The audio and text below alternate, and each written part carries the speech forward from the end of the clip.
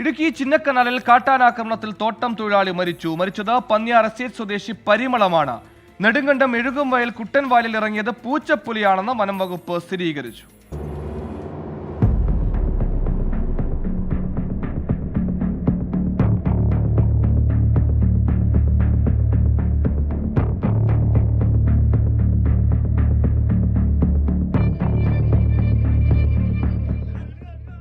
ആറു കാട്ടാനങ്ങളടങ്ങുന്ന കൂട്ടമാണ് ജനവാസ മേഖലയിൽ ഇറങ്ങിയത്.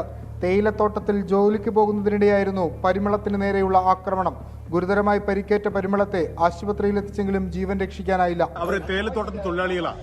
രാവിലെ അവർ 8:30 പണിക്ക് പോകുമ്പോൾ നമ്മുടെ പന്തിരിക്കളത്തിനടുത്തും മറ്റേ പണിയാർക്ക് ഇടയ്ക്ക് വെച്ച് ഇവരെ ആണ് ചവിട്ടി.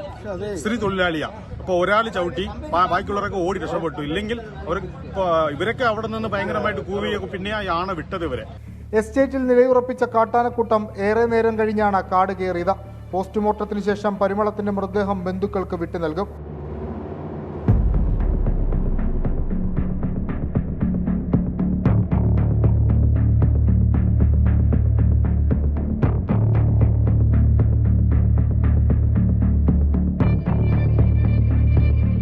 അതേസമയം നെടുങ്കണ്ടം കുട്ടൻകവലിൽ ഇറങ്ങിയത് പൂച്ചപ്പുലിയാണെന്ന് വനം വകുപ്പ് സ്ഥിരീകരിച്ചു.